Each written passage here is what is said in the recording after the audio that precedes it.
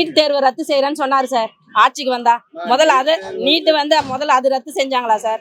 Wine shop மூடுறேன்னு சொன்னாங்க, wine shop மூடினாங்களா? எதையுமே பண்ணல. மக்களுடைய அடிப்படை தேவையே வந்து முதல் ஒயின் ஷாப் மூணு. ஒயின் ஷாப் மூணுனாலே பல குடும்பம் நல்லா இருக்கும், பல குடும்பம் நல்லா இருக்கும். இந்த ரோட்ல எத்தனை பேர் நம்ம பாக்குறோம், எத்தனை வண்டி ஆக்சிடென்ட் ஆகுது. நம்ம வந்து பொதுவா பேசணும் சார், நம்ம வந்து நம்மளுக்காக மட்டும் பேசக்கூடாது. பொதுவா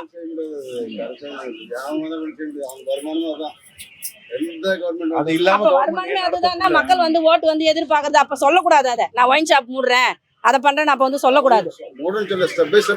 ஸ்டெப் பை ஸ்டெப்பா கூட எங்க சார் மூடுறாங்க எல்லாம் இங்க இங்க கம்மி ஆகல.